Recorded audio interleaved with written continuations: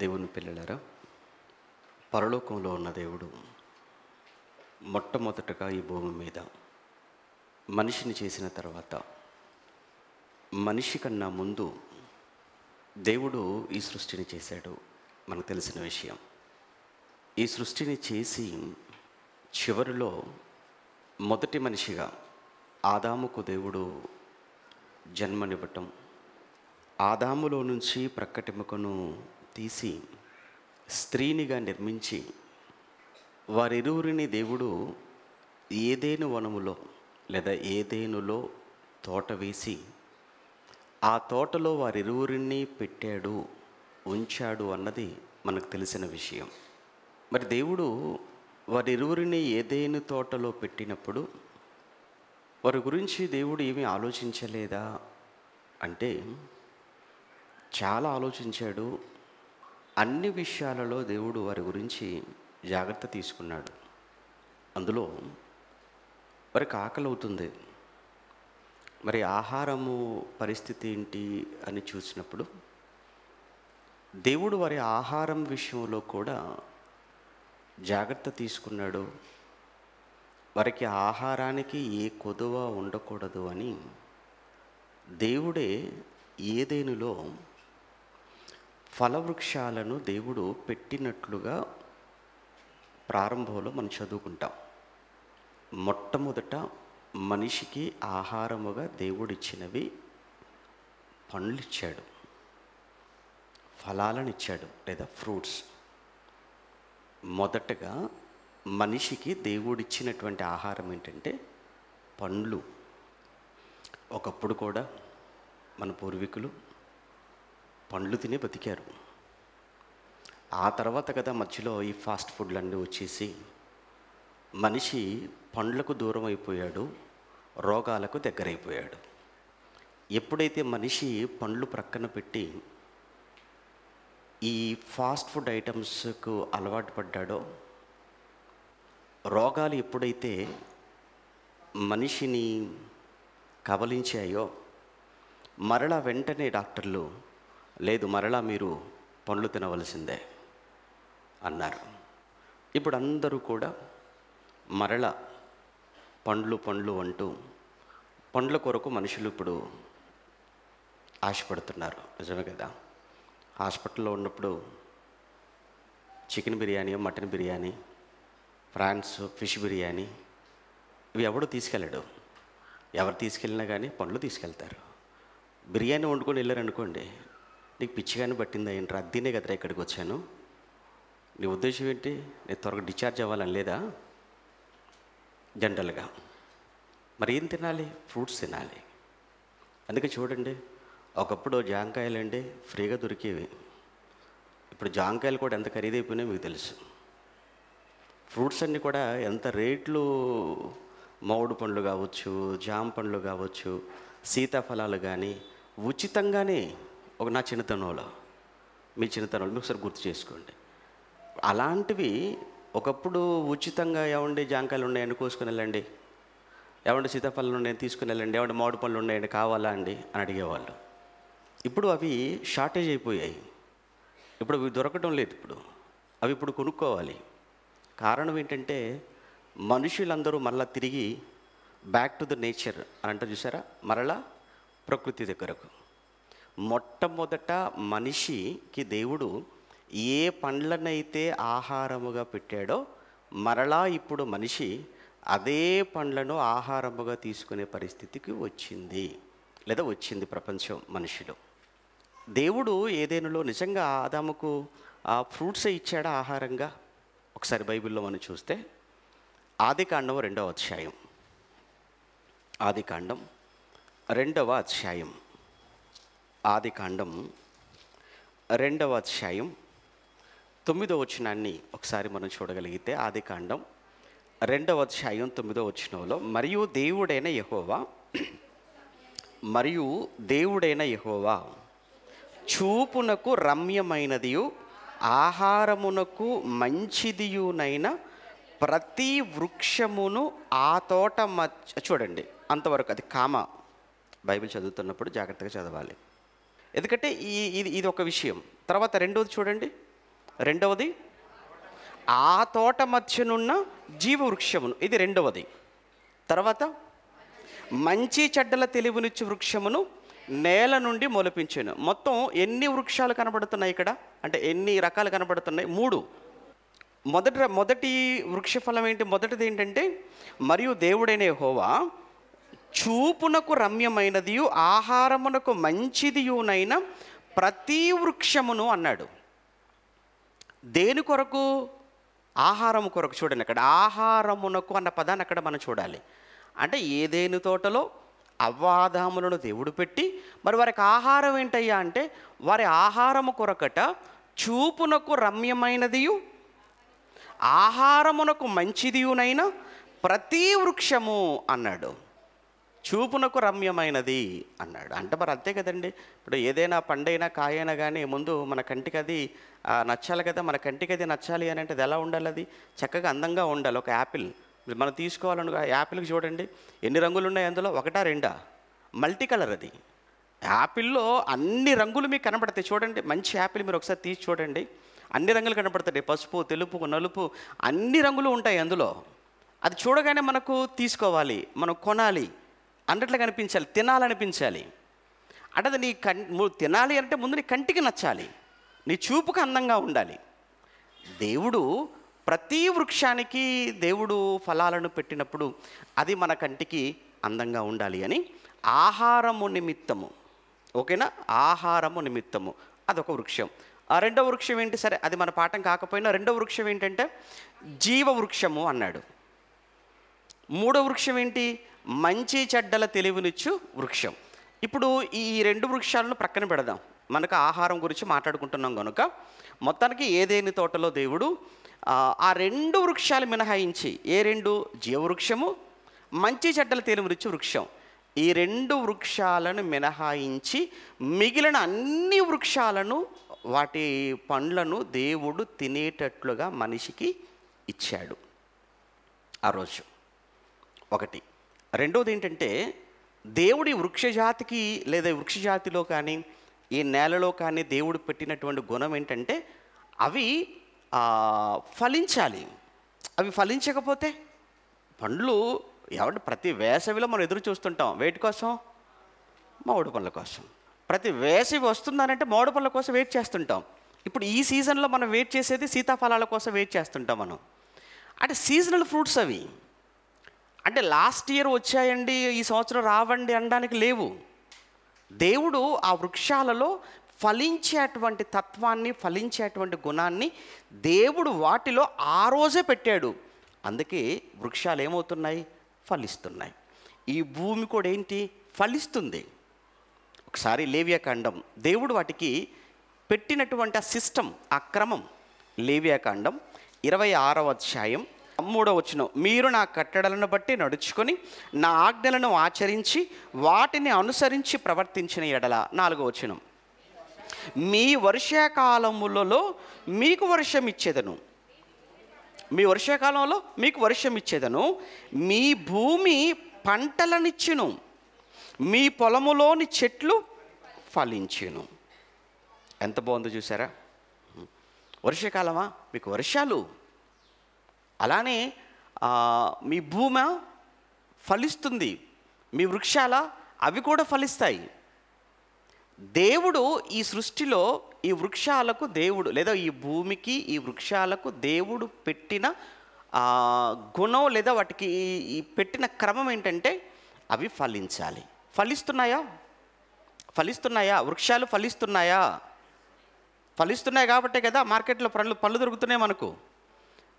ఏమంటే మన దగ్గర దొరకని పండ్లు కూడా ఎక్కడో ఒక దగ్గర పండుతున్నాయి కనుకనే ఆ పండ్లు మన దగ్గరికి వస్తున్నాయి. అసలు కొన్ని ఏమంటే ఒకప్పుడు ఈ పండ్లు అనేవి మనం ఎప్పుడు వినలేదు. ఏమంటే ఇప్పుడు ఎక్కువగా ఈ డ్రాగన్ ఫ్రూట్ అని ఎక్కువగా మీరు వింటున్నారు, చూస్తున్నారు, తింటున్నారు. ఏమంటే మీకు ఏమైనా తెలుసా అండి? చిన్నతనంలో, నా చిన్నతనంలో నాకు అసలు తెలియదండి.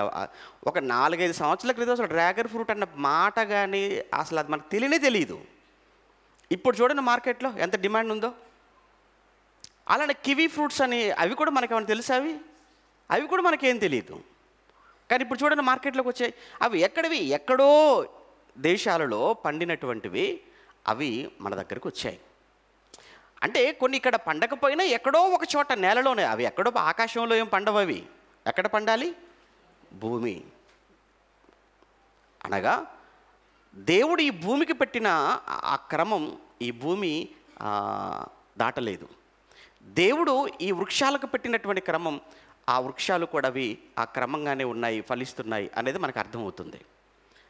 రెండవది, పక్షులు కానీ, జంతువులు కానీ, పురుగులు కానీ చూడండి, వాటిలో కూడా దేవుడు ఒక క్రమం పెట్టాడు. మీరు కూడా ఏమవ్వాలి అంటే మీరు కూడా ఫలించాలి. ఏవి? పక్షులు ఫలించాలి, జంతువులు కూడా ఫలించాలి. ఒకవేళ నిజంగా పక్షులకు, జంతువులకు, మనుషులకు ఉన్నట్టుగా ఫ్యామిలీ ప్లానింగ్ ఉందనుకోండి, ఇప్పుడంటేనండి అంతా చికెన్ మనకు రెడీమేడ్గా దొరుకుతుంది, కానీ అసలు ఇవి లేనప్పుడు అంతా నాటుకోళ్ళు, అంతా నాటు వ్యవహారమే. ఇప్పుడంతా కూడా ఏంటిదంతా హైబ్రిడ్ అయిపోయింది కదా అంతా కూడా. ఒకవేళ నిజంగా ఈ పశువులకు కానీ, పక్షులకు కానీ, మిగిలిన జంతువులకు, ఏమంటారు, గేదెలకు, పశువులకు, గొర్రెలకు, మేకలకు, మనిషికి ఉన్నట్టుగా వాటికి కూడా ఫ్యామిలీ ప్లానింగ్ అనేది ఉంటే చాలా ప్రాబ్లం అయ్యేది. లేకపోతేనే దొరకట్లేదు ఇప్పుడు మనకు, ఉంటే ఇంకా కష్టమైపోయేది. కానీ దేవుడు ఆ పక్షులకు, ఆ జంతువులలో కూడా దేవుడు వాటికి అప్పగించిన లేదా వాటిలో పెట్టిన సిస్టాన్ని గురించి ఆదికాండ 8వ అధ్యాయంలో, ఎందుకంటే ఆఫ్టర్ ఏమంటారు, జలప్రళయం తర్వాత కదా, నోవాహు జలప్రళయం తర్వాత దేవుడు నోవాహుతో కానీ ఆ పక్షులను, జంతువులను ఉద్దేశించి కానీ ఏం చెప్తున్నాడో ఆదికాండం 8వ అధ్యాయం, ఆదికాండం 8వ అధ్యాయం 17వ వచనం, ఆదికాండం 8వ అధ్యాయం 17వ వచనంలో, పక్షులు, పశువులు, భూమి మీద ప్రాకు ప్రతి జాతి పురుగులు, చూడండి, ప్రతి జాతి పురుగులు మొదలైన సమస్త శరీరులలో నీతో కూడానున్న ప్రతి జంతువును వెంట పెట్టుకొని వెలుపలికి రావాలి నోవాహు.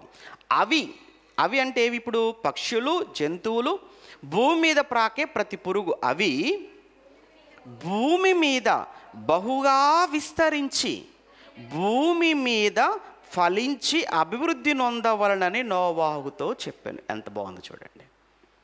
అవి కూడా, ఈ పక్షులు, జంతువులు, ప్రాకే ప్రతి పురుగు, ఇవన్నీ కూడా బహుగా విస్తరించాలి. ఆ తర్వాత అవి బహుగా ఫలించి అభివృద్ధి పొందాలి. మరి అవి విస్తరిస్తున్నాయా లేదా? పక్షులు విస్తరిస్తున్నాయి. జంతువులు విస్తరిస్తున్నాయా? విస్తరిస్తున్నాయి. పురుగులు కూడా, అవి కూడా ఫలిస్తున్నాయి. పురుగులలో ఫలాన్ని చూస్తున్నాము, పక్షులలో ఫలాలు చూస్తున్నాము, జంతువులలో మన ఫలాలు చూస్తున్నాము. ఇవన్నీ ఫలిస్తున్నాయి. వృక్షాలు ఫలాలను ఇస్తున్నాయి, జంతువులు ఫలాలను ఇస్తున్నాయి. మనిషి దగ్గరకు వచ్చేటప్పటికి మనిషితో కూడా దేవుడు ఆ రోజు మొదటగా అవ్వాదములు కావచ్చు, లేదంటే మనము ఇక్కడైనా ఏమంటారు 9వ అధ్యాయంలో మనం చూడగలము అదే మాట. ఒకనాడు అవ్వాదములతో కూడా దేవుడు చెప్పాడు. సరే, ఒకసారి అవ్వాదములతో ప్రారంభంలో చెప్పింది చూద్దాం. మొదటగా వారిద్దరే కదా, వారిద్దరిని దేవుడు ఏకం చేసిన తర్వాత వారిద్దరితో ఏమన్నాడు? 28వ వచనం, ఆదికాండం 1వ అధ్యాయం 28లో దేవుడు వారిని ఆశీర్వదించెను. ఎట్లనగా, మీరు ఫలించి అభివృద్ధి పొంది విస్తరించి మీరు భూమిని నిండించి దానిని మీరు లోపరుచుకొనండి అన్నాడండి. అంటే మనుషులను కూడా ఏం చేయమన్నాడు దేవుడు? మీరు ఫలించండి అన్నాడు. ఫలించారా? అవ్వాదాములా? ఫలించారు. అవ్వాదాముల నుంచి వచ్చినటువంటి సంతానం ఫలించిందా? ఫలించింది. ఈరోజు ప్రపంచంలో ఎంతమంది అండి మనుషులు అంటే ఏం చెప్తారు? లెక్క ఎంత? ఈరోజు ప్రపంచ జనాభా 800 కోట్ల పైచిలుకు. ఇటు 800 కోట్ల మంది మనుషులు ఎవరి నుంచి వచ్చారు? ఒక జంట, అవ్వ ఆదాములు. వారి నుంచి ఇంతమంది ఎలా వచ్చారు? దేవుడు వారితో చెప్పిన మాట ఏంటి? మీరు ఫలించి. ఆ జనరేషన్ అంతా కూడా నోవాహుతో అంతా ఎండైపోయింది. మళ్ళీ నోవాహుతో బిగిన్ అయింది, మళ్ళీ నోవాహుతో ప్రారంభమైంది. నోవాహుతో ప్రారంభమైనప్పుడు నోవాహుతో కూడా ఏమన్నాడో దేవుడు, ఒకసారి అది కూడా చూద్దాం. 9వ అధ్యాయం, అదే ఆదికాండం 9వ అధ్యాయం 7వ వచనం.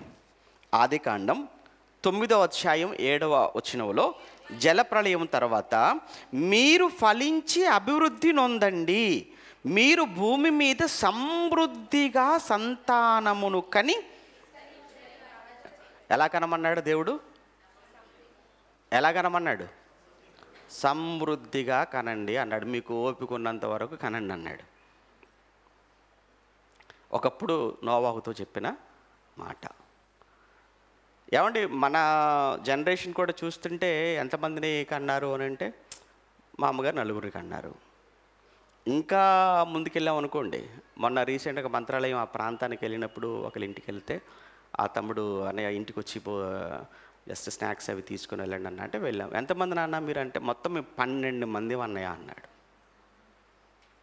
ఇది 12 మందా? అది కూడా నా నాన్న ఇంకా అలానే ఉన్నాడు, చాలా యంగ్గా ఉన్నాడు అంటున్నాడు, బలంగా ఉన్నాడు. ఏంటి అమ్మ 12 మందిని కన్నదా? ఇంకొకరిని అడిగితే 14 మంది. ఒకప్పుడు మీకు తెలియదేం కాదు ఏంటి, ఒకప్పుడు 10 మందిని 12 మందిని 14 మందిని కన్నారు. మరి ఇప్పుడు ఒక్కళ్ళని కనడం. ఇక వాళ్ళ బాధలు చూడాలి. ఎప్పుడైతే కన్సీవ్ అయ్యారని తెలిసిందో ఆ రోజు నుంచి స్టార్ట్ అవుతాయి భర్తకు. ఇది ఈ రోజు నుంచి ఊడ్చలేను, అంట్లు కడగలేను, వంట చెయ్యలేను. ఎందుకంటే డాక్టర్ నన్ను బెడ్ రెస్ట్ తీసుకోమన్నాడు. హెయిర్ రెస్ట్ అట, బెడ్ రెస్ట్ అట. ఏంటి ఇంకా ఒకరు కూడా అవ్వలేదు. అలా అయిపోయాయి బాడీస్ ఈరోజు. ఏం చేద్దాం మరి? బలహీనం అయిపోయింది పరిస్థితి, అలా ఉంది. తినే ఫుడ్డు పాడైపోయింది, పీల్చే గాలి పాడైపోయింది, తాగే నీరు పాడైపోయింది. అది మనం వాళ్ళని అనడానికి లేదులే, కానీ పరిస్థితులు అలా అయిపోయాయి. ఒకప్పుడు ఈరోజు డెలివరీ అయిపోతే తెల్లారి మళ్ళీ పనికి వెళ్ళేవాళ్ళు మన తల్లులు. ఒకప్పుడు ఈరోజు డెలివరీ అయిందంటే తెల్లారి నాటేయడానికి వెళ్ళిపోయేవాళ్ళు, కోతకు వెళ్ళిపోయేవాళ్ళు, కుప్పలకు వెళ్ళిపోయేవాళ్ళు నా చిన్నతనంలో. ఈరోజు నెలల పాటు ఇంట్లో నుంచి బెడ్ పై నుంచి కాలు కింద పెట్టే ప్రసక్తి లేదు, ఒకరిద్దరికి. ఒకప్పుడు ఏమనేవాళ్ళు అంటే 2 లేదా 3 కానండి, 2 ముద్దు 3 వద్దు. ఒకప్పుడు నినాదం ఏంటంటే 2 ముద్దు 3 అయితే వద్దు. ఆ తర్వాత ఒక 10 ఏళ్ళ నుంచి మనకు వినిపించేది నినాదం ఏంటంటే 2 వద్దు, ఒక్కరే ముద్దు. ఇప్పుడైతే 1 or none అంతే, ఒకడు లేకపోతే అసలే వద్దు. ఇలా వచ్చేసింది, కాలం మారిపోతుంది. కానీ దేవుడు అన్న మాట చూడండి. దేవుడు ఆ రోజు వీరితో చెప్పిన మాట, మీరు ఫలించి అభివృద్ధి నొందండి,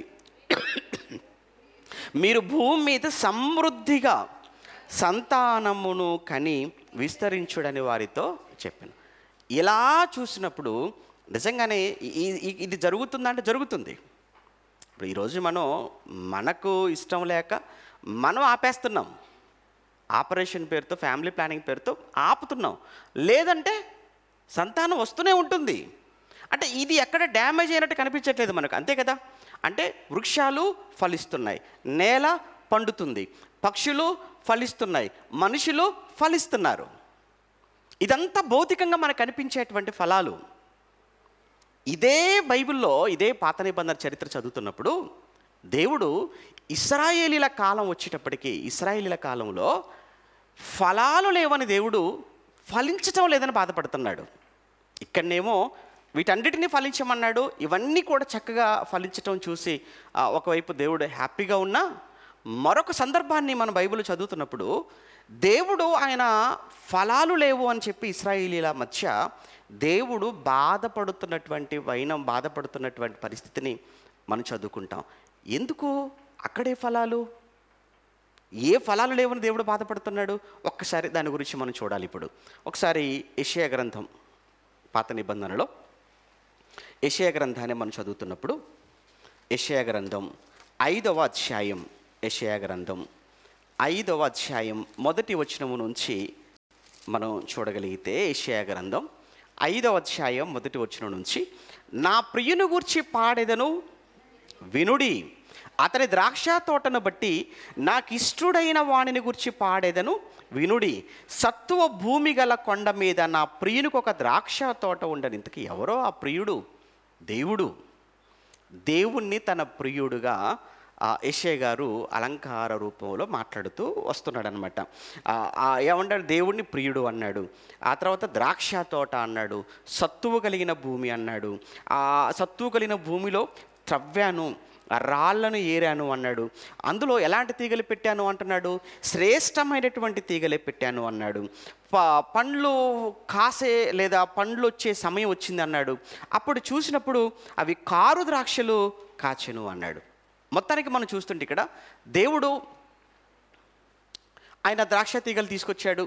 ఆ ద్రాక్ష తీగలు కూడా ఎలాంటి తీగలు అని అంటే తెగులు ఉన్నటువంటివి కావు, పాడైపోయినవి కావు, శ్రేష్టమైనటువంటి తీగలు తీసుకొచ్చాడు. ఆ శ్రేష్టమైన తీగలు తీసుకొని వచ్చేసి మంచి నేల, అది మళ్ళీ చూసారు, అది సత్తువ కలిగిన నేల అంటే అర్థం ఏంటండి? సత్తువ కలిగిన నేల అంటే మంచి నేలనే కదా, మంచి బలంగా ఉన్నటువంటి నేల. ఆ సత్తువ కలిగిన నేలలోనే త్రవ్వాడు.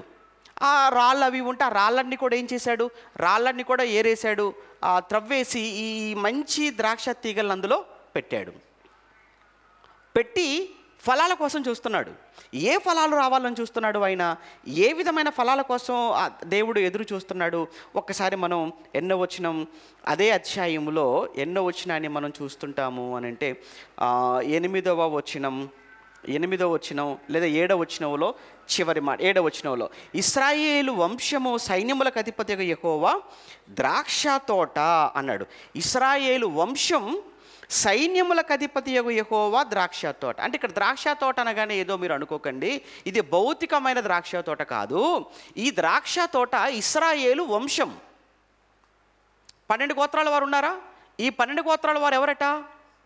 దేవుని ద్రాక్ష తోట. మర్చిపోకండి. నిజంగా ఇది శ్రేష్టమైనదా? మరి శ్రేష్టమైనటువంటి తీగలు తీసుకొచ్చాడా? అవును, శ్రేష్టమైన తీగలు తీసుకొచ్చాడు. ఎక్కడి నుంచి తీసుకొచ్చాడు ఈ శ్రేష్టమైన తీగలను? ఐగుప్తు నుంచి తీసుకొచ్చాడు.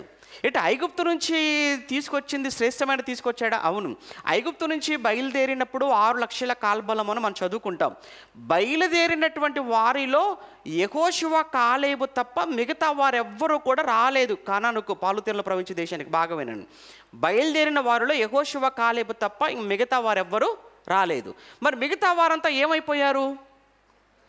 మిగిలిన వారందరినీ కూడా దేవుడు అరణ్యములో ఏం చేశాడట?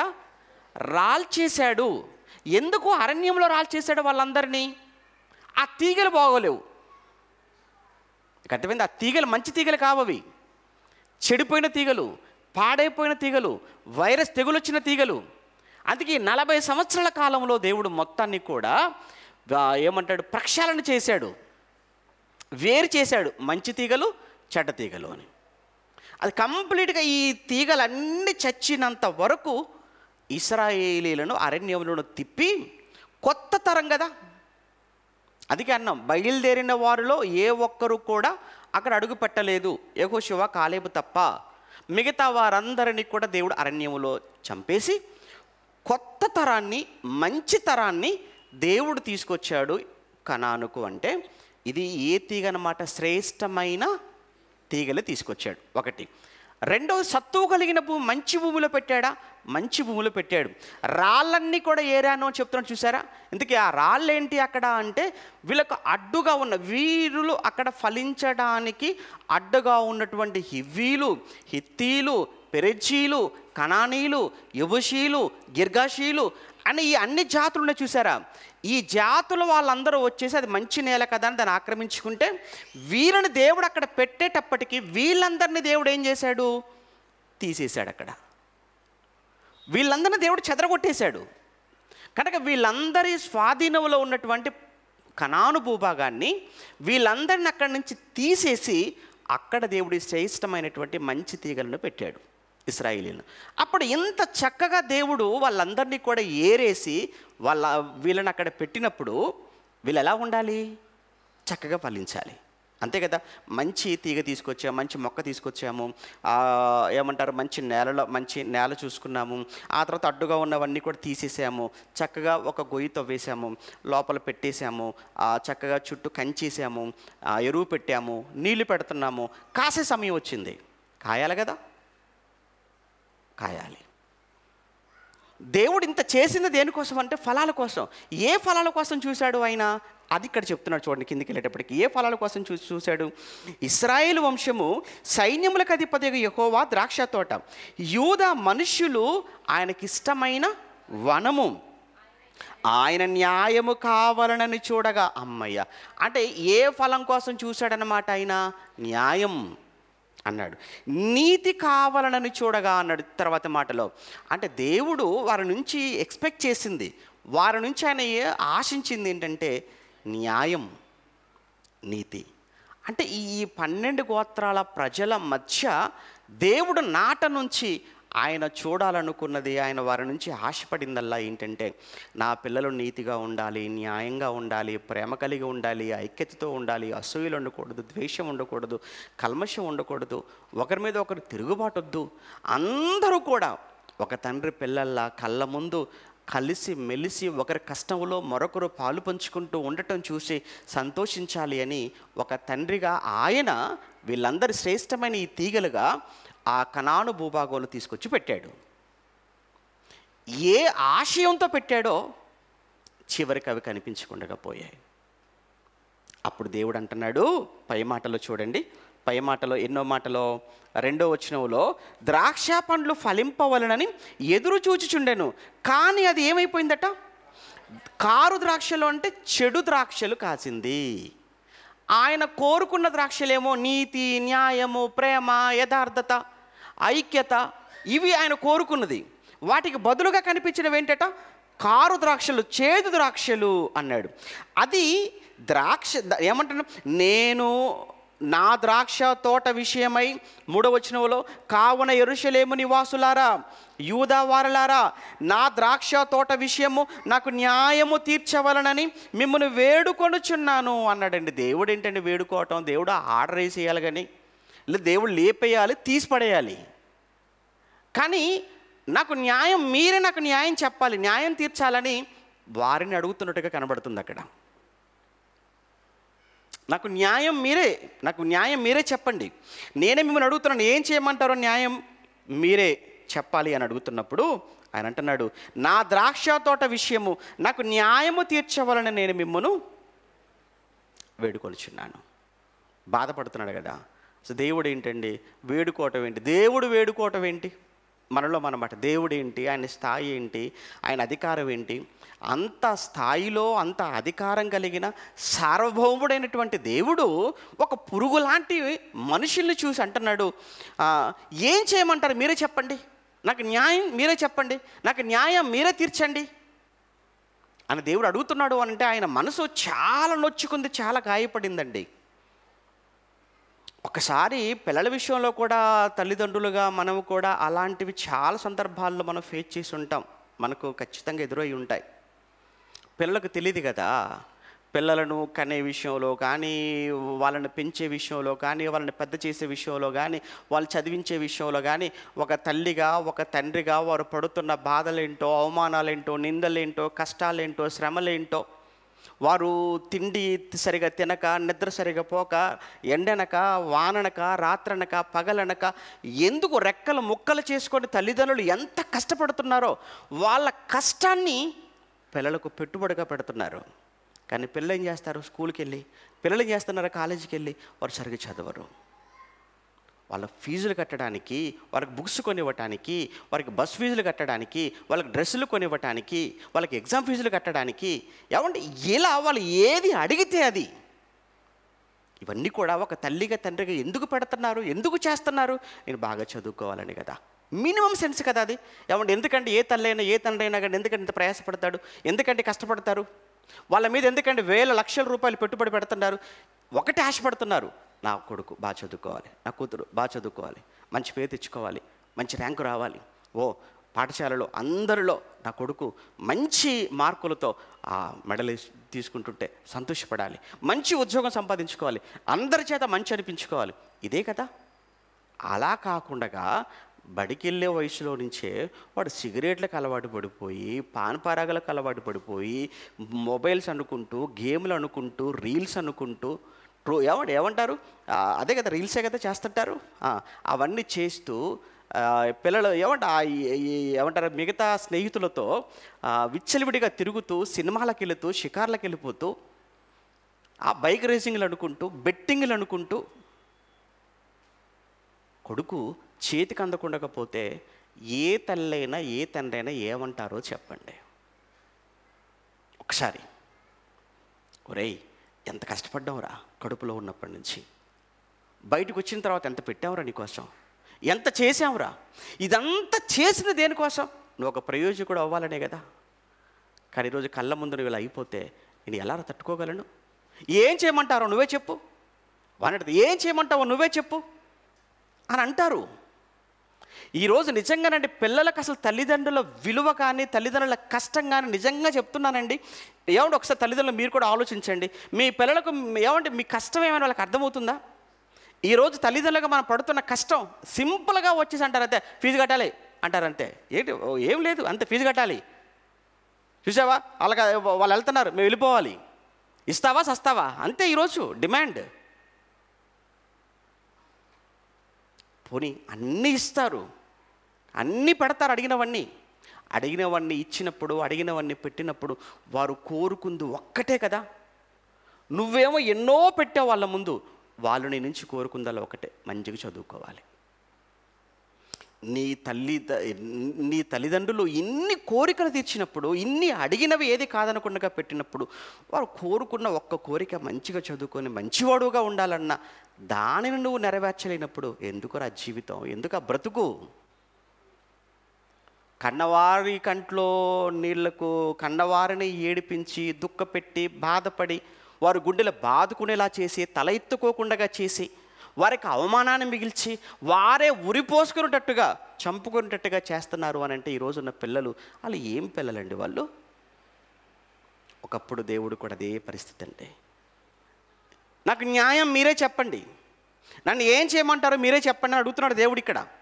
అదే కదా, నేను శ్రేష్టమైన తీగలే తీసుకొచ్చాను, సత్తువ మంచి భూమిలోనే పెట్టాను, రాళ్ళన్నీ కూడా తీసేశాను, చక్కగా పాదు చేసి లోపల పెట్టాను, ఎన్నో బురుజు కట్టించాను, ఎన్నో జాగ్రత్తలు తీసుకున్నాను. ఫలాలు కాసే సమయం వచ్చింది, ఫలాలు వచ్చే సమయం వచ్చింది.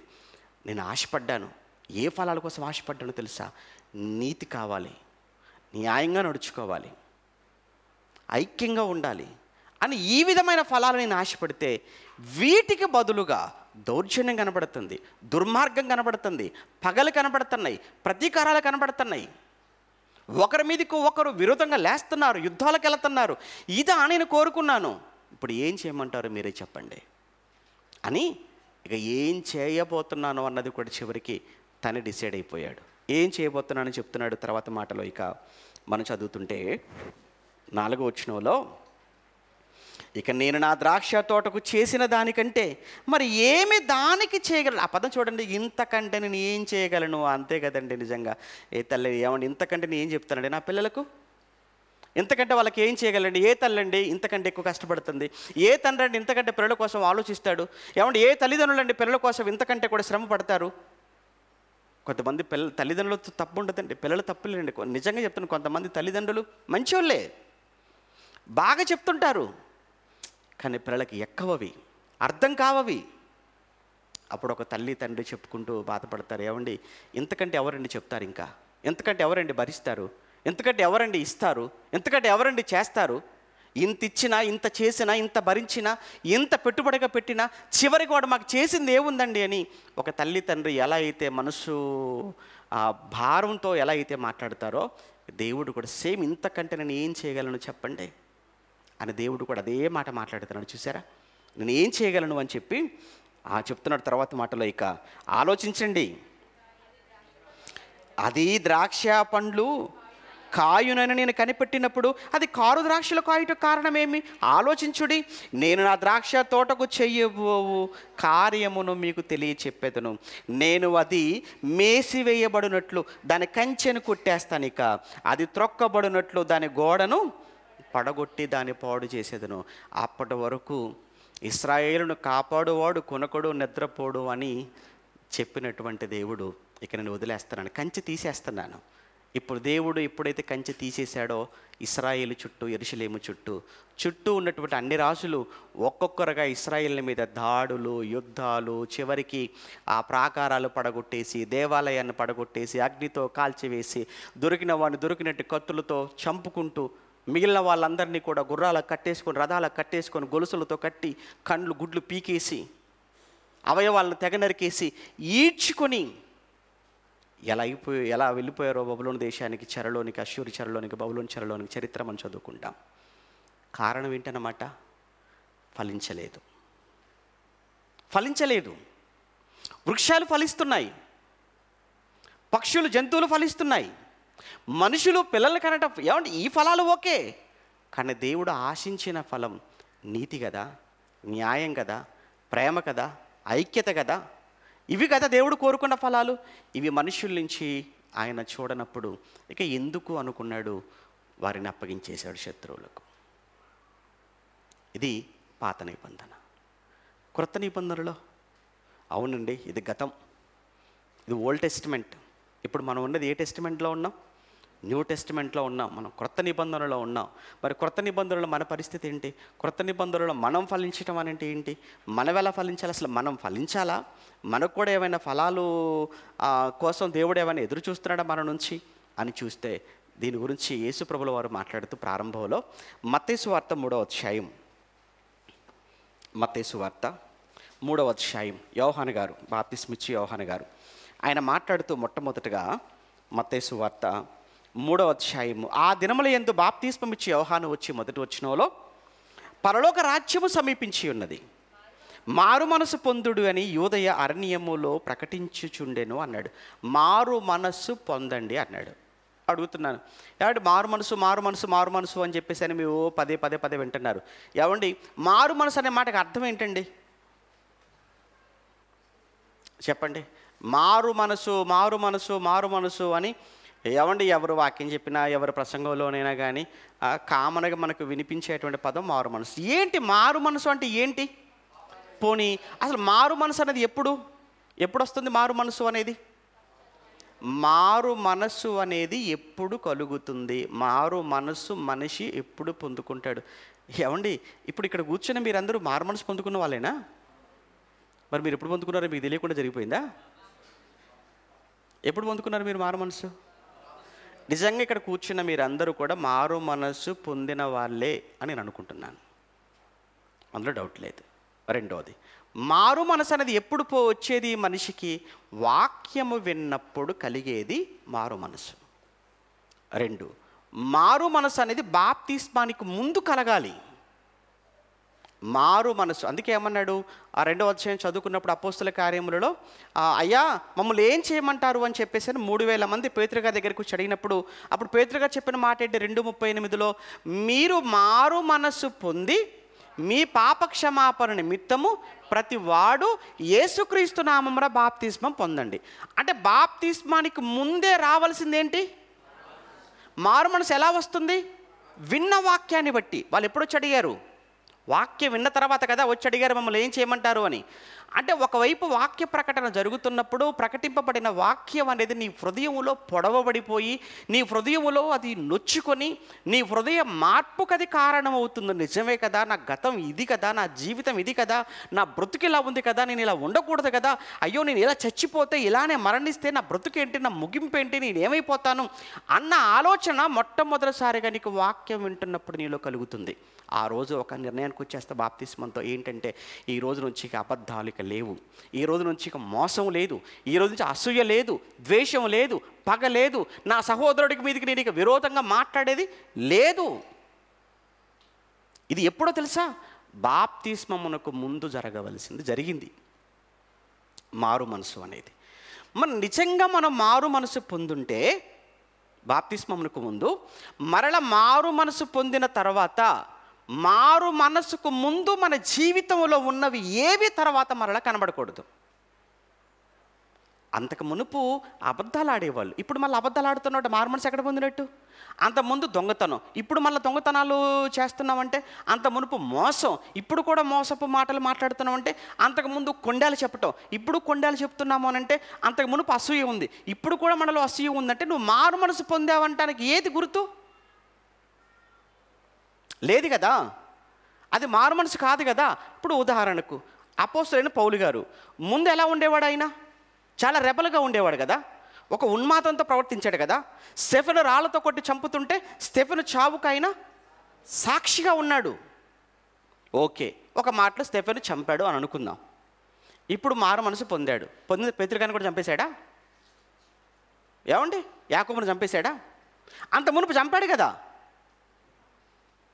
అంటే అంతకు మునుపు చంపాడు, మారు మనసు పొందిన తర్వాత తనే దేవుని కొరకు చావడానికి సిద్ధపడిపోయాడు. అదండి మారు మనసు అంటే. మరి ఈరోజు ఇక్కడ కూర్చున్న మీరందరూ నిజంగా మారు మనసు పొందిన వాళ్ళైతే, మరల మారు మనసు పొందినటువంటి మీలో అబద్ధాలు కనబడుతున్నాయంటే, మోసం మీరు చేయగలుగుతున్నారు అని అంటే, అసూయతో ఉంటున్నారంటే, ద్వేషంతో ఉంటున్నారు అని అంటే, కలహాలతో ఉంటున్నాము అని అంటే, అది ఎలా మారు మనసు?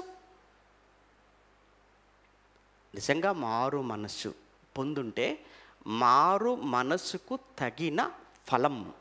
అమ్మయ్య, మొత్తానికి మరలా మన దగ్గరికి ఫలం మనం కూడా ఫలించాలి, మనము కూడా ఫలించాలట. ఎక్కడ చెప్పాడు? అక్కడే మీరు చూస్తుంటే 3వ అధ్యాయంలో మత్తయి సువార్త 3వ అధ్యాయం, మత్తయి సువార్త 3వ అధ్యాయం 7, 8 వచనాలు చదువుతున్నప్పుడు 8వ వచనంలో మారు మనస్సుకు తగిన ఫలము ఫలించండి. ఫలములు అని అనలేదు ఇక్కడైతే, మారు మనసుకు తగిన ఫలము ఫలించండి అన్నాడు. ఏమండి, ఈ ఫలాల గురించి చదువుతున్నప్పుడు ఒక చోట మారు మనసుకు తగిన ఫలము అన్నాడు, ఇంకొక చోట వెలుగు ఫలము అంటాడు, మరొక చోట ఆత్మ ఫలము అన్నాడు. ఇంతకు వెలుగు ఫలం, ఆత్మ ఫలం, మారు మనసు తగిన ఫలం ఏంటి ఫలం? ఒకసారి వెలుగు ఫలం గురించి కూడా మాట్లాడుతున్నప్పుడు ఎఫెసీ పత్రిక 5వ అధ్యాయం, ఎఫెసీ పత్రిక 5వ అధ్యాయం, ఎఫెసీ పత్రిక త్వరగా ఎఫెసీ పత్రిక 5వ అధ్యాయము 8, 9 వచనాలు. ఎఫెసీ పత్రిక 5వ అధ్యాయము 8లో మీరు పూర్వమందు చీకటి అయి ఉంటిరి అంటే అర్థం ఏంటి? ఎక్కడున్నామన్నమాట గతంలో మనం పూర్వమందు అని అంటే, మనం బాప్తిస్మం తీసుకోవడానికి ముందు లేదా క్రీస్తులోనికి రావడానికి ముందు మనము ఏమై ఉన్నామట? చీకటి. అంటే అర్థం ఏంటి? చీకటి అంటే పాపములో ఉన్నామని అర్థం. మారు మనసు లేదు మనకు ముందు కనుక. ఒకప్పుడు చీకటిలో ఉంటిరి, ఇప్పుడైతే ప్రభువునందు ఏమై ఉన్నారు మీరు? వెలుగు.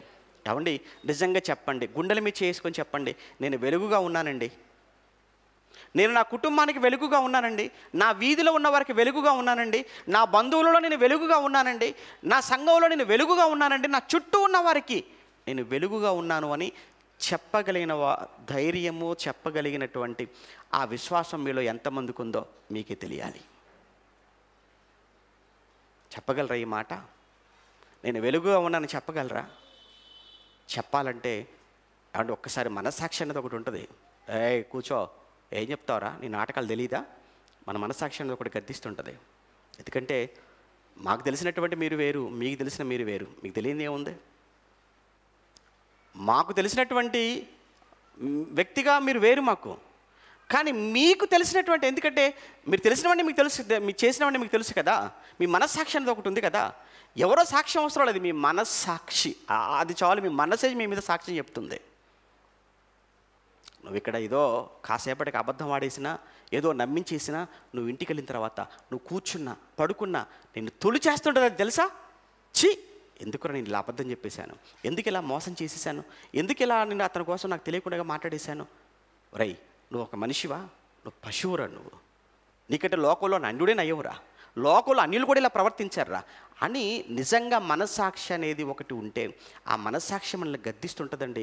ఆ మనస్సాక్షి కూడా నేను గద్దించడం లేదంటే ఒక విషయం చెప్పనా, వాత వేయబడిపోయింది నీ మనస్సాక్షి. ఇంకా చెప్పాలి అని అంటే, నిన్ను దేవుడు సాతానుకు అప్పగించేశాడు. ఇక నువ్వు ఎంత విన్నప్పటికీ, ఎంత చెప్పినప్పటికీ నీ బుద్ధిని నువ్వు మార్చుకోలేకపోతున్నావు అని అంటే నీ జీవితం అయిపోయినట్టే. అది వాక్యం. ఇక్కడ మరలా మనం చదువుకుందాం 5వ అధ్యాయంలో ఎఫెసీ పత్రికలో 8లో, మీరు పూర్వమందు చీకటి అయి ఉంటిరి, ఇప్పుడైతే ప్రభువునందు వెలుగై ఉన్నారు. వెలుగు ఫలము, ఆ పదం చూడండి అక్కడ, వెలుగు ఫలం. అక్కడ మారు మనసుకు తగిన ఫలము అన్నాడు. ఇక్కడ వెలుగు ఫలము. మనం కూడా ఫలించాలి. మారు మనసు తగినట్టుగా మనం ఫలించాలి. వెలుగు సంబంధమైనట్టుగా ఫలించాలి.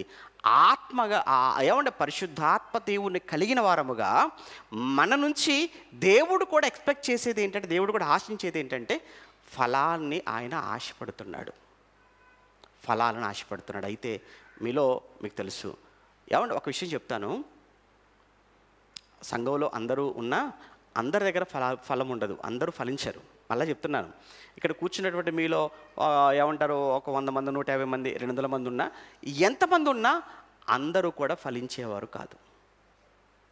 అన్ని మామిడి చెట్లు, కానీ అన్ని చెట్లు కాయవు. ఒకటి. రెండోది ఏంటంటే, అన్నీ ఒక చెట్టు కాసినప్పటికీ ఆ చెట్టులో అనేకమైన కొమ్మలు ఉంటాయి. మరలా ఆ చెట్టును చూసినప్పుడు కొన్ని కొమ్మలకు ఎక్కువ కాయలు ఉంటాయి, కొన్ని కొమ్మలకు తక్కువ కాయలు ఉంటాయి, కొన్ని కొమ్మలకు అసలు కాయలే ఉండవు. కానీ ఈ కొమ్మలన్నీ కూడా ఎందులో భాగం? చెట్టులో భాగమే. ఇప్పుడు మనం అంతా కూడా ఏమంటే పాండురంగపురం క్రీస్తు సంఘం అని చెప్పుకుంటాం. కానీ పాండురంగపురం క్రీస్తు సంఘం అయినంత మాత్రాన, ఇంకోటి, అందరూ ఉపేంద్ర గారి దగ్గరే వాక్యాన్ని వింటున్నంత మాత్రాన, అందరూ ఆయన చుట్టే ఉన్నంత మాత్రాన అన్నీ ఫలించేవి అని అనుకుంటే అది మీ పొరపాటు. అంతే కదా మరి. ఏమండి ఇది కూడా మామిడి చెట్టే, ఏమండి ఇది కూడా ఈ చెట్టులో ఉన్నటువంటి కొమ్మనే. కానీ ఇదంతా కూడా ఈ చెట్టులోనే ఒక్కొక్క కొమ్మ అంటుకట్టబడినట్టుగా ఉన్నప్పటికీ అన్ని కొమ్మలకు ఉన్నట్టుగా ఎందుకు లేవు ఈ కొమ్మకు అనేది మీకు అర్థమైతే, మనమందరము కూడా క్రీస్తు అనేటువంటి సంఘంలో మనమంతా కూడా అంటుకట్టబడ్డాం. మళ్ళీ చెప్తున్నాను, మనమంతా కూడా క్రీస్తు సంఘములో ఏమన్నాడు యేసుప్రభుల వారు? నేను నిజమైన ద్రాక్షావల్లిని. యోహాను సువార్త 15వ అధ్యాయం. యోహాను సువార్త 15వ అధ్యాయం. యోహాను సువార్త 15వ అధ్యాయం మొదటి వచనం. నేను నిజమైన ద్రాక్షావల్లిని. యేసుప్రభులో చెప్తున్నాడు, నేను నిజమైన ద్రాక్షావల్లిని. మరి యేసుప్రభుల వారు ద్రాక్షావల్లి అయితే మరి నువ్వెవరు, మనమెవరు? వెనకలో చెప్పండి, రామకృష్ణ చెప్పునానా. యేసు ప్రభు ద్రాక్షావల్లి అయితే మనం ఎవరము? వెనక లాస్ట్లో రామకృష్ణ చెప్పు. యేసు ప్రభుల వారు ద్రాక్షావల్లి అయితే మనం ఎవరము అంటే మీకు వినపడుతుందో లేదో నాకు అర్థం కావట్లేదు, అందుకోసం అడుగుతున్నాను. చంద్రశేఖర్ చెప్పునానా. తీగలు. యేసు ప్రభుల వారు ద్రాక్షావల్లి అయితే మనమంతా కూడా ఆ ద్రాక్షావల్లిలో మనం తీగలము అన్నాడు. ఇప్పుడు ఈ తీగ ఫలించాలి అని అంటే దేనితో అంటుకట్టబడి ఉండాలి? ఈ తీగ ఫలించాలి అని అంటే దేనితో అనుసంధానమై ఉండాలి? ద్రాక్షావల్లితో అనుసంధానమై ఉండాలి. ఉదాహరణకు ఒక చెట్టు ఉంది, ఆ చెట్టులో అనేక కొమ్మలు. ఒక కొమ్మను నరికేసామనుకోండి, ఇప్పుడు నరకబడిన కొమ్మ వేరైపోతే, పక్కన కింద పడిపోతే ఆ కొమ్మ ఫలించే అవకాశం ఉందా? ఆ కొమ్మ అది చెట్టులో భాగంగా ఉన్నప్పుడు మాత్రమే ఆ కొమ్మ ఏమవుతుంటుంది? పచ్చగా ఉంటుంది, అది ఫలించే అవకాశం ఉంది. ఇప్పుడు ఆ కొమ్మ వేరైపోయింది, అది ఎండిపోతుంది, వాడిపోతుంది ముందు, తర్వాత ఎండిపోతుంది. ఆ తర్వాత దేనికి పనికి వచ్చింది? పొయ్యిలో పెట్టుకోవడానికి తప్ప దేనికి ఉపయోగపడదు. అలానే సంఘం, ఇది క్రీస్తు సంఘం. సంఘం విలువ తెలియదు కాబట్టి చెప్తున్నాను. ఈ సంఘానికి నువ్వు అంటుకట్టబడి ఉండాలి. నువ్వు ఫలించాలి అని అంటే క్రీస్తు అనే ఈ సంఘానికి నువ్వు అంటుకట్టబడిన వాడుగా ఉన్నప్పుడు మాత్రమే నువ్వు ఫలిస్తావు. లేదు ఈ సంఘానికి వేరుగా ఉంటావా, అప్పుడు నీకు ఎలా జీవం వస్తుంది? కొమ్మ వేరైన తర్వాత దానికి సారం ఎలా వచ్చిద్ది? అలానే సంఘాన్ని శరీరంతో కూడా పోల్చాడు కదా యేసుప్రభుల వారు. శరీరం అన్నాడా, సంఘం అన్నట్టు ఇంకో మాట ఏంటి? క్రీస్తు శరీరమే సంఘం. మరి మనమందరము ఎవరము? అవయవాలం. కొరింథీయులకు రాసిన మొదటి పత్రిక, కొరింథీయులకు రాసిన మొదటి పత్రిక 12వ అధ్యాయం. కొరింథీయులకు రాసిన మొదటి పత్రిక 12వ అధ్యాయం 13వ వచనం. కొరింథీయులకు రాసిన మొదటి పత్రిక 12వ అధ్యాయం 13వ వచనం. ఎలాగనగా యూదులమైనను, ఆ పదం చూడండి, ఎలాగనగా యూదులమైనను గ్రీసు దేశస్థులమైనను దాసులమైనను, ఆ పదం చూడండి, ఎవరమైనా సరే యూదులైన గ్రీసు దేశస్థులైన దాసులైన స్వతంత్రులమైనను మనమందరము, ఏమండి ఇందులో కూడా వ్యవసాయం చేసే వాళ్ళు ఉన్నారు, రిక్షా తొక్కే వాళ్ళు ఉంటారు, ఆటో నడిపే వాళ్ళు ఉంటారు, వ్యాపారం చేసే వాళ్ళు ఉంటారు, తాపి పని చేసే వాళ్ళు, కరెంటు పని చేసే వాళ్ళు ఉంటారు, అలానే వేరు వేరు గ్రామాల వాళ్ళు ఉంటారు, వేరు వేరు జిల్లాల మండలాల వాళ్ళు ఉంటారు, వేరు వేరు జిల్లాల వాళ్ళు ఉంటారు, వేరు వేరు కుటుంబ నేపథ్యం నుంచి వచ్చిన వాళ్ళు ఉంటారు. కానీ అందరము కూడా క్రీస్తు సంఘంలోనికి వచ్చిన తర్వాత మనమందరము క్రీస్తు శరీరంతో ఏమైపోయాం? అంటు కట్టబడిపోయాం, క్రీస్తు శరీరంతో అతకబడిపోయాం. అదే చెప్తున్నాడండి ఆయన, ఎవరమైనా సరే మనమందరము ఒక్క శరీరములోనికి అని కింద ఫుట్ నోట్లో ఒక అంకె వేసి చూసారా, పైన ఒక అంకేసి కింద మూల భాషలో కింద చిన్న అక్షరాలతో ఏమన్నాడు ఫుట్ నోట్లో? ఒక్క శరీరముగా ఉండుటకు అన్నాడండి. ఇప్పుడు మనం అందరము ఒక్క శరీరముగా ఉండడానికి వచ్చాం. ఈ సంఘానికి వచ్చామంటే ఈ సంఘంలో మనమంతా ఒక్క శరీరముగా ఉండడానికి వచ్చాం. ఒక్క శరీరముగా ఉండాలి. ఒక శరీరముగా ఉన్నప్పుడు ఏమవుతుంది? ఈ శరీరంలో ఒక్కొక్కరు ఆరోగ్యంగా ఉంటాం మనం. ఈ శరీరానికి ఈ అవయవం వేరైపోయింది అనుకోండి, వేరైపోయింది శరీరంలో నుంచి, కన్ను వేరైపోయినా, కాలు వేరైపోయినా, చెయ్యి వేరైపోయినా ఏమైపోతుంది? ప్రమాదంలో తెగిపోతాయి. ప్రమాదంలో కాలు తెగిపోతుంది, చెయ్యి తెగిపోతుంది. ఇలా ప్రమాదంలో కాలు తెగిపోయి చెయ్యి తెగిపోయినప్పుడు ఆ తెగిపోయిన చెయ్యి పరిస్థితి ఏంటి? తెగిపోయిన కాలు పరిస్థితి ఏంటి? ఏముండదు, పడేయటమే. అలానే మనం ఒక్క శరీరముగా ఉండడానికి వచ్చాం. ఈ శరీరములో ఈ శరీరాన్ని కాదని మనం బయట ఉంటే, సంఘానికి వెలుపల ఉంటే మన పరిస్థితి కూడా అంతే. ఎండిపోవటానికి, వాడిపోవటానికి, బయట పారవేయబట్టానికి, కాల్చివేయబట్టానికి తప్ప ఇక మన నుంచి దేవుడు కోరుకున్న ఫలం ఉండదు. కనుక మనము కూడా ఫలించాలి అని అంటే ఏంటనమాట? ఆ ద్రాక్షావల్లితో మనం అంటు కట్టబడిన వారముగా ఉండాలి. అంతవరకు ఓకే. నెక్స్ట్ ఏంటంటే, ఎందుకు ఫలించాలి? రైట్, ఒకటి. రెండోది, అందరూ ఫలిస్తారు. ఇందాక చెప్పాను కదా, అందరూ ఫలిస్తారంటే అందరూ ఫలిస్తారని మనం అనుకోవడానికి లేదు. కానీ ఇక్కడ కూర్చున్న మీరు ఒక మాట అడుగుతాను, ఏమండి నేను ఫలించాలండి అని ఆశ అయితే ఉందా మీ అందరికీ? లేదండి నాకు పెద్దగా ఫలించాలని ఏమీ లేదండి అనుకుంటే అసలు ఆరాధనకు రావడం కానీ ఈ సమయం కూడా వేస్ట్ కదా. అంతే కదండి. ఎందుకు? ఆరాధనలకు రావాల్సిన పని లేదు, ప్రభువులో ఉండవలసిన పని లేదు, ఏ కార్యక్రమాలలో కూడా మనం ఉండవలసిన అవసరం లేదు. మీరు ఆరాధనకు వస్తున్నారు అంటేనే, మీరు సంఘంలో ఉన్నారంటేనే, ప్రతి కార్యక్రమంలో మీరు సహకారులుగా ఉంటున్నారంటేనే ఆ ఇంటెన్షన్ ఏంటనమాట? నేను ఫలించాలని ఇంటెన్షన్ ఉంటేనే రావాలి. అవసరం లేదనుకున్నప్పుడు అసలు ఎక్కడికి రావాల్సిన పని లేదు, ప్రభువులో ఉండవలసిన అవసరతే లేదు. అటువంటప్పుడు మరి ఎందుకండి కొన్ని చెట్లేమో చాలా ఎక్కువగా ఫలిస్తున్నాయి, కొన్ని చెట్లేమో అసలే ఫలించడం లేదు? కారణం చెప్తాను చూడండి. ఇప్పుడు మీలో కూడా అందరూ ఒక రకంగా ఉన్నారంటే అందరూ ఒక రకంగా ఉండరు, అంతే కదా. ఇప్పుడు ఆదివారపు ఆరాధన ఇంతమంది ఉంటారు, బుధవారం తర్వాత అందరూ వస్తారా? రారు. మరి ఇప్పుడు ఆదివారపు ఆరాధనకు వచ్చిన వాళ్ళు బుధవారం వస్తున్నారు కదా. మరి వాళ్ళు రాగలిగినప్పుడు మరి మిగతా వాళ్ళంగా మీరు ఎందుకు రాలేకపోతున్నారు? ప్రాక్టికల్గా ఆలోచించండి, ఒకటి. రెండోది, ఇప్పుడు రేపు పొద్దున మన కార్యక్రమం పెట్టుకున్నాం, పనుందని చెప్పినప్పుడు కొందరే వచ్చారు, మరి మిగతా వాళ్ళు రాలేకపోయారేంటి? అదే మనసులో పెట్టుకోండి. 3, ఏదైనా ఒకటి ప్రకటన చేశాం, అందరిలో ప్రకటన చేశాం, మరి కొందరు స్పందించారు, మిగతా వాళ్ళు స్పందించలేదేంటి? అది మనసులో పెట్టండి. అంటే తరగతులు జరుగుతుంటాయి కానీ అన్నిటికీ మనం వెళ్ళలేము. అలానే బయట పని ఉంటుంది, అన్ని పనులకు మనం వెళ్ళలేము. అలానే కొన్ని కార్యక్రమాల కోసం మనం సహాయం అడిగినప్పుడు అందరూ స్పందించరు, కొందరు స్పందిస్తుంటారు.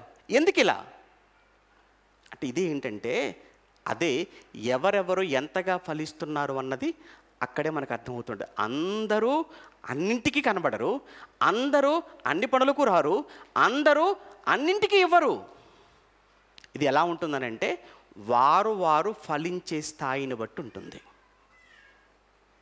ఇది నేను అంటున్న మాట కాదు. మీకు ఒకవేళ కోపం అంటే నా మీద మీరు కోపడి చేయగలిగింది దేవుడి మీద, నా మీద కోపడారంటే చెప్పేది ఎవరినండి? ఒక బోరణ మాత్రమే కదా నేను. వాక్యం ఎవరిది? దేవుడిది. ఇప్పుడు మీరు సరి చేసుకోవటానికి ఒక విషయం చెప్తాను. లేదండి నేను కూడా ఫలించాలండి. అయితే నీవు కూడా ఫలించాలి అని అనుకుంటే నీకుండవలసినటువంటి అర్హతలు ఏంటో చెప్తాను, వాటిని పాటించి చూడు, ఖచ్చితంగా నువ్వు కూడా ఫలిస్తావు. ఎలా ఫలిస్తావో తెలుసా? అసలు అందరికంటే ఎక్కువ ఫలాలు నీ దగ్గరే ఉంటాయి. మరి ఏంటంటే అసలు సీక్రెట్ ఏంటి ఫలించాలి అని అంటే, యేసుప్రభు చెప్పాను, నేను కాదు, యేసుప్రభు చెప్పిన మాట. లూకా సువార్త 8వ అధ్యాయం, లూకా వ్రాసిన సువార్త 8వ అధ్యాయం, లూకా వ్రాసిన సువార్త 8వ అధ్యాయం 15వ వచనం. లూకా వ్రాసిన సువార్త 8వ అధ్యాయం 15వ వచనం. ఇక్కడ ఏంటి విషయం ఏంటో మీకు తెలుసు కదండి. విత్తబడినటువంటి వాక్యం అనేది ఎలా ఎక్కడెక్కడ ఏమంటారు, 4 విత్తువాడు ఉపమానం గురించి చెప్తాడు కదా యేసుప్రభుల వారు. మార్క్స్ వార్తలో ఉంటుంది, మత్తయిలో ఉంటుంది. ఇక్కడ లూకా గారు మాట్లాడుతున్నారు. ఆ విత్తబడిన రైతు వెళ్ళినప్పుడు ఏమంటే ఇక్కడ విషయం చూడండి, విత్తనాల్లో ప్రాబ్లం లేదు. మీకు అర్థమైందా? విత్తనాలలో ప్రాబ్లం లేదు, ఒకటి. రెండోది ఏంటి చెప్పనా, విత్తేవాడులో కూడా సమస్య లేదండి. ఏమంటే నిజంగా నేను ధైర్యంగా చెప్పగలనండి ఇక్కడ నిలబడి, నేను విత్తే వాక్యంలో సమస్య లేదు, విత్తే నాలో కూడా సమస్య లేదు. మరి ఎక్కడుందండి అంటే, నేలలో ఉంది ప్రాబ్లం. ఏ నేల? హృదయం అనే నేల. ఒకవేళ నిజంగా నాలో ప్రాబ్లం ఉంది, విత్తనంలో ప్రాబ్లం ఉందనుకున్నప్పుడు ఏది ఫలించకూడదు. మీకు అర్థమైందా? ఎవ్వరూ ఫలించకూడదు. మరి కొన్ని బాగానే ఫలిస్తున్నాయి, కొన్ని ఫలించడం లేదు. ప్రాబ్లం ఎక్కడా?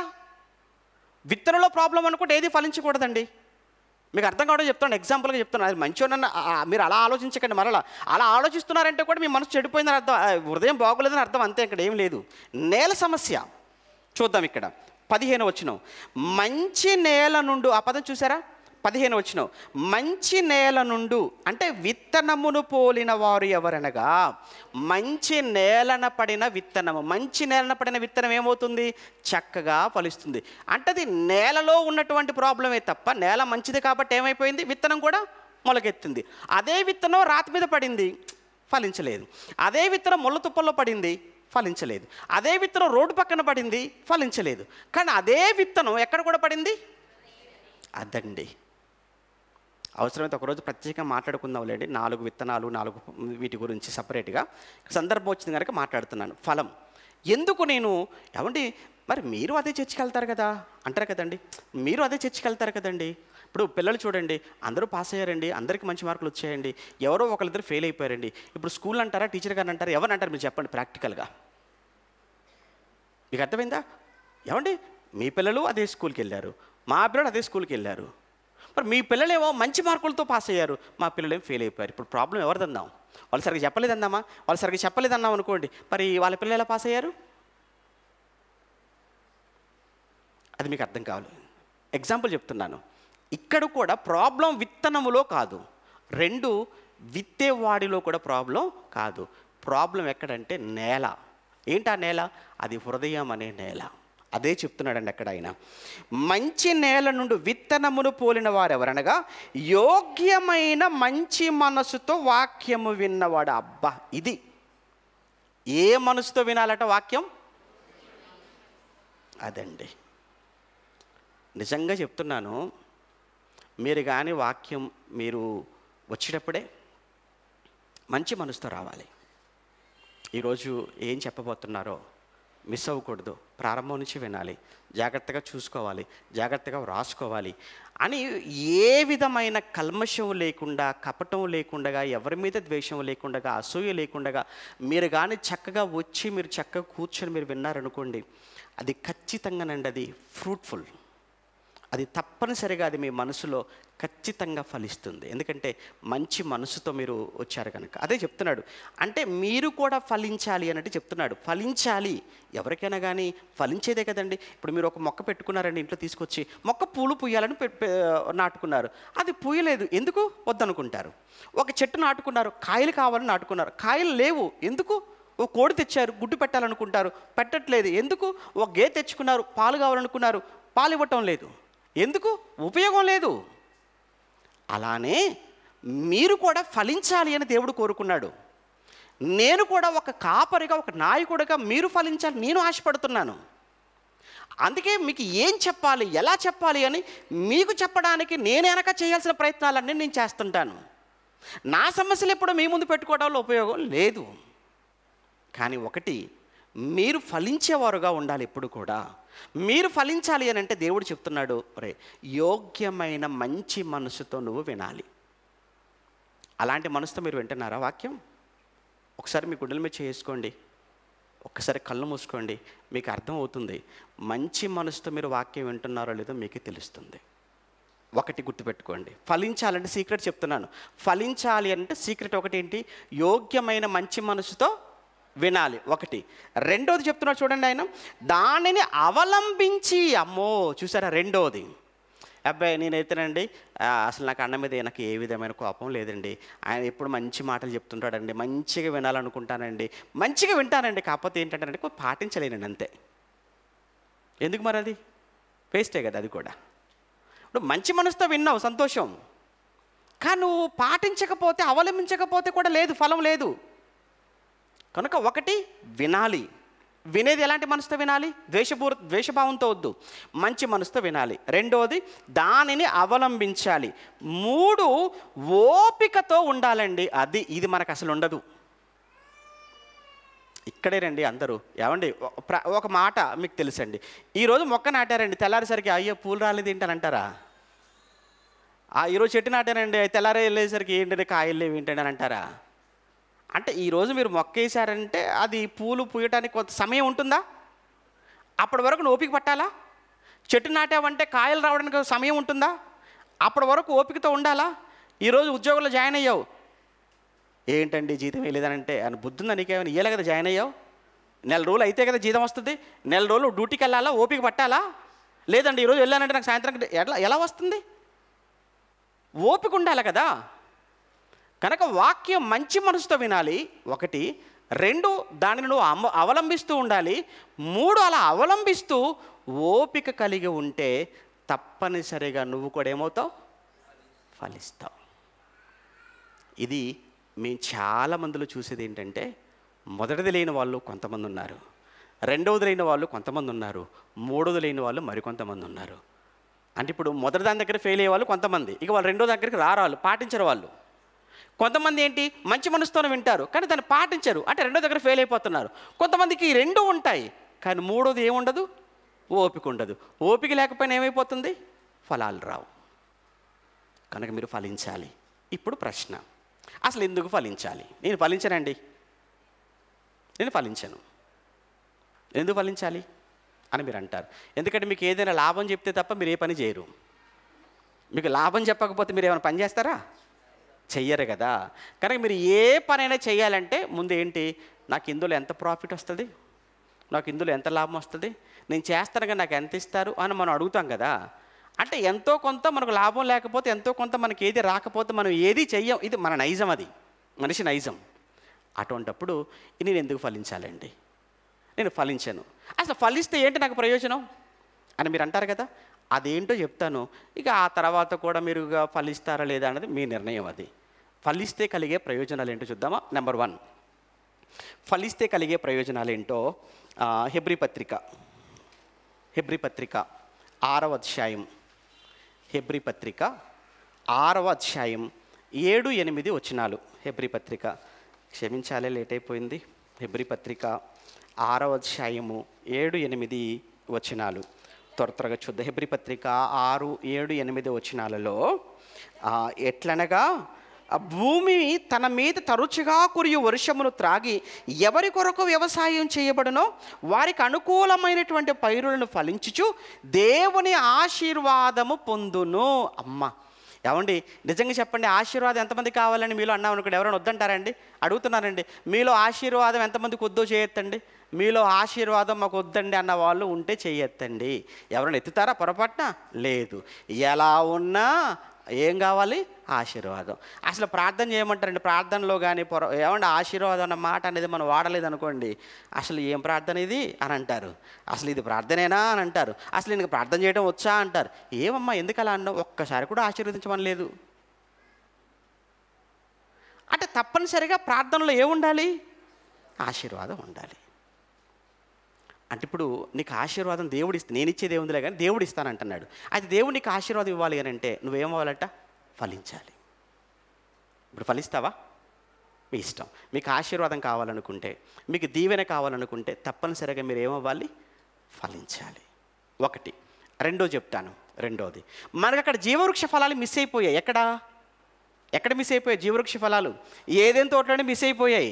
ఇక వాళ్ళు తప్పు చేసిన తర్వాత, పాపం చేసిన తర్వాత పరిస్థితి ఏంటి? వాళ్ళు దేవుడు తినవద్దన్న తినేది. ఈ విషయం ఏంటంటే, వేటిని తినమన్నాడు అన్ని తిన్నారు, తినవద్దన్నది కూడా ఏం చేశారు? మిగిలిపోయిందల్లా ఒకటే పండుగ. ఏంటి ఆ పండు? జీవవృక్ష ఫలం ఒకటి మిగిలిపోయింది. అమ్మో ఇంకేముంది, ఇక ఇది కానీ తిన్నారంటే నిరంతరం బతుకుతుంటారు వీళ్ళు ఇక్కడ ఉండకూడదని దేవుడు ఏం చేశాడు? ఆ పండు తింటారేమన్నా వాళ్ళు ఏదైనా తోటలో నుంచి బయటికి తోసేశాడు. అంటే ఆ రోజు నుంచి మనిషికి ఏ ఫలాలు దూరం అయిపోయాయి? అడుగుతున్నాను, ఏ ఫలాలు దూరం అయిపోయాయి ఆ రోజు నుంచి? జీవవృక్ష ఫలాలు దూరం అయిపోయాయి. ఇప్పుడు మీకు జీవవృక్ష ఫలం కావాలి ఎవరికైనా?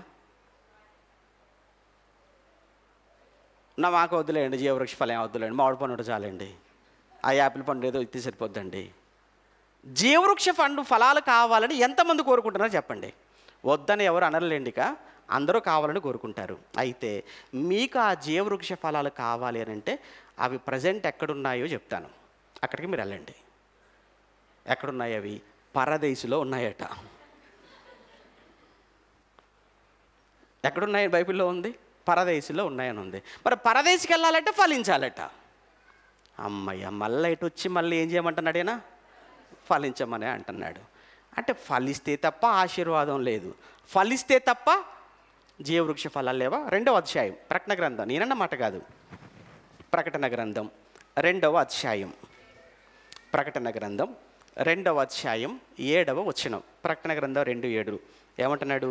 చెవి గలవాడు ఆత్మ సంఘములతో చెప్పుచున్న మాట వినుడుగాక, జయించువానికి దేవుని పరదైసులో ఉన్న జీవవృక్ష ఫలములను భుజింపనిత్తును అన్నాడండి. అక్కడ మిస్ అయిపోయాయి ఏదేని తోటలో. విషయం ఎంత బాగుందంటే బైబిలు. ఏమంటే ఆది కాండవులో ఏ జీవవృక్ష ఫలాలైతే మనిషికి దూరం అయిపోయాయి, ఏవైతే పోగొట్టుకున్నాడో, ఒరే అవి ఎక్కడికి పోలేదురా, ఉన్నాయిరా అని చెప్పి ప్రకటన గ్రంథంలో చెప్పి ముగించేశాడు. మనకు జీవవృక్ష ఫలాల ప్రస్తావన ఎక్కడ ప్రారంభమైంది? ఆది కాండంలో పోగొట్టుకున్నారు కదా. ఆది కాండంలో మొదటి పుస్తకంలో పోగొట్టుకున్న జీవవృక్ష ఫలాలు మళ్ళీ చివరి ఏ పుస్తకంలో కనబడుతున్నాయి? ప్రకటన గ్రంథంలో కనబడుతున్నాయి. అంటే బైబిల్ లింక్ చూడండి. ఇది మొదటి పుస్తకం, పోగొట్టుకున్నారు. మళ్ళా చెప్తున్నాను, అవి ఉన్నాయి, జాగ్రత్తగా ఉన్నాయి. ఎక్కడ పెట్టాను? పరదేశంలో ఉన్నాయి. అక్కడికి వచ్చేయండి, అక్కడ నిరంతరము తినొచ్చు, హ్యాపీగా ఉండొచ్చు. అయితే మళ్ళీ మీకు ఒక డౌటు, మనకు అన్ని డౌట్లేగా, మంచి చెప్పినా కానీ అందులో డౌట్లు ఎత్తుకుతుంటాం. అందుకే కొంతమంది అంటారు, ఈడడు కోడిగుడ్డ కూడా ఈగలు ఎత్తుకుతుంటాడండి అంటుంటారు. అసలు ఉంటాయా? ఉండవు. అంటే అలాంటి డౌట్లు వస్తుంటాయి అన్నమాట కొంతమందికి. అప్పుడు జీవవృక్ష ఫలాలు అన్నారు, మరి అక్కడ నీళ్ళు ఏంటి, పరిస్థితి ఏంటి? ఇప్పుడు ఏ ఫలాలైనా మనకు మామిడి పళ్ళు కావాలంటే ఎండాకాలం మాత్రం దొరుకుతాయి, సీతాఫలాలు కావాలంటే ఈ సెప్టెంబర్, అక్టోబర్, నవంబర్ ఇప్పుడే దొరుకుతాయి. ఏమంటే అంతే కదా, సీజనల్గానే దొరుకుతుంటాయి ఈ ఫలాలు. మరి అటువంటిప్పుడు జీవవృక్ష ఫలాలు అవి ఎప్పుడు ఉంటాయా అంటే ఎప్పుడు ఉంటాయట. ఇవైతే కేవలం 2 నెలలు 3 నెలలు దొరుకుతాయి మనకి ఏ ఫలాలైనా. కానీ జీవవృక్ష ఫలాలు ఎన్ని నెలలు దొరుకుతాయని చెప్పాడో అది కూడా చూద్దాం, బాగుంటుంది. 22 ప్రకటన గ్రంథం 22వ అధ్యాయం, ప్రకటన గ్రంథం 22వ అధ్యాయం 2వ వచనం. ఆ నది యొక్క ఆవలను జీవవృక్షం ఉండెను అన్నాడు. చూడండి, మళ్ళీ ఏ వృక్షం అట? జీవవృక్షం ఉండెను, అది నెల నెలా ఫలించుచు 12 కాపులట. 12 కాపులు అంటే ఇప్పుడు నీకు సంవత్సరానికి ఎన్ని నెలలు? 12 నెలలు. అంటే 12 నెలలు కూడా ఏం దొరుకుతాయి అన్నమాట, నీకు జీవవృక్ష ఫలాలు దొరుకుతాయి అన్నాడు. అంటే ఇప్పుడు జీవవృక్ష ఫలాలు ఎప్పుడు ఉంటాయా, అప్పుడప్పుడు సీజనల్గా వచ్చిపోతాయా? నువ్వు ఎప్పుడు ఉంటావు, ఫలాలు కూడా ఎప్పుడు ఉంటాయి. ఫలాలు మాత్రమే కాదు, చెట్టుకు వచ్చే ఫలాలే కాదట, ఆకులు కూడా ఉపయోగపడతాయట. చూడండి తర్వాత మాటలు ఏమన్నాడు? తర్వాత మాటలో, ఆ వృక్షము యొక్క ఆకులు జనములను స్వస్థపరచుటకై వినియోగించేటి. పండ్లు ఉపయోగపడతాయి, కాయలు ఉపయోగపడతాయి. అంటే ఇక ఆ చెట్టు అంతా ఉపయోగపడుతుంది అన్నమాట. మనకి ఏ చెట్టు అయినా కానీ పండ్లే ఉపయోగపడతాయి, కాయ ఏమంటే ఆకులు ఏమి ఉపయోగించుకుంటాం మనం? లేదు. కానీ జీవవృక్ష ఫలం అలాంటి కాదు, పండ్లు ఆకులు చెట్టే అంత మనకు ఉపయోగపడుతుంది. కనుక అది కావాలంటే మీరు ఇక్కడికి వచ్చేసేయండి అన్నాడు. కనుక నువ్వు ఫలిస్తావా? ఫలించు. నువ్వు ఫలించాలి అంటే, ఫలిస్తే దేవుడు నీకు ఇచ్చేటువంటిది ఏంటంటే ఆశీర్వాదం అన్నాడు. రెండోది ఏమన్నాడు? జీవవృక్ష ఫలాలను నేను తిననిస్తాను అన్నాడు. ఇంకా ఇంకా ఏం చెప్తున్నాడు ఆయన? ఫలించటం వలన ఏంటయ్యా మాకు మేలు అని అంటే ఇంకొక మాట యేసుప్రభుల వారు మాట్లాడుతూ 15వ అధ్యాయం యోహాను సువార్త 15వ అధ్యాయం 8వ వచనం. యోహాను సువార్త 15వ అధ్యాయం 8వ వచనం. యోహాను సువార్త 15:8. మీరు బహుగా ఫలించుట వలన, ఎవరు? మనమే. మీరు బహుగా ఫలించుట వలన నా తండ్రి మహిమపరచబడును అన్నాడండి. ఏమండి, మనం ఫలిస్తేనట మహిమ ఎవరికట? తండ్రికి. అంతే కదండి. ఏమండి, మీ పిల్లలు మంచి చేశారనుకోండి, ఎవరు పక్కింటిలో పొగుడతారు? మిమ్మల్ని పొగుడతారా? ఏమండి, మీ పిల్లలు మంచి చేస్తే పొగిడేది ఎవరిని? మనల్నే కదండి. అలానే మనం ఫలిస్తేనట ఎవరికి మహిమట? తండ్రికి. ఏమండి, ఏంటోనండి ఈయన నిజంగానండి ఆయన బాప్తిస్మం తీసుకున్నాడట, క్రైస్తవుడయ్యాడట, చర్చికి వెళ్తున్నాడట. చర్చికి వెళ్ళినప్పటి నుంచి ఈ మనిషి నిజంగా చాలా మారిపోయాడండి. ఒకప్పుడండి సినిమాలు అనుకుంటూ తిరిగేవాడండి, సిగరెట్ అనుకుంటూ తిరిగేవాడండి, ప్యాకెట్ అనుకుంటూ తిరిగేవాడండి, మందు అనుకుంటూ తిరిగేవాడండి. ఎప్పుడు కానీ ఏమైందో తెలియదండి. ఈలోపు యేసుప్రభువు నమ్ముకున్నాడట, చాలా మారిపోయాడండి ఆయన అని నిన్ను చూస్తున్న వాళ్ళు, నీ చుట్టూ ఉన్న వాళ్ళు మాట్లాడుతున్నప్పుడు అప్పుడు ఎవరికండి మహిమ? అంటే దేవుని నమ్ముకుంటేనండి వాళ్ళ ప్రభు చూసారా అతను ఎలా చేశాడో. అలా కాకుండా ఏమండి, ప్రభు నమ్ముకున్నానని చెప్పి గుడికి వెళ్తున్నాడండి, ఆధారం వచ్చిందంటే మాత్రం సంకన బైబిల్ పెట్టుకుని వెళ్ళిపోతాడు.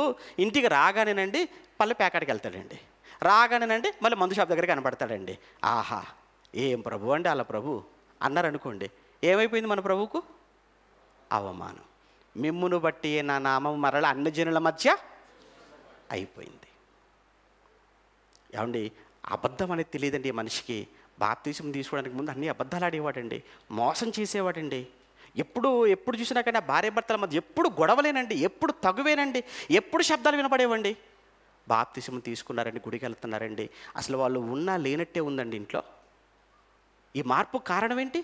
వాళ్ళు గుడికి వెళ్తున్నారు, వాళ్ళు చర్చికి వెళ్తున్నారు. దీనివలన ఎవరికి మహిమ? తండ్రికి.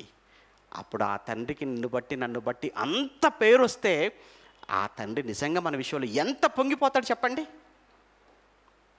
ఒకటి అంటే ఎవరిని ఏమన్నాడు? ఒకటి మనం ఫలిస్తే ఎవరికి మహిమ? మన తండ్రికి, దేవుడికి మహిమ. రెండో మాట ఏమన్నాడు తెలుసా?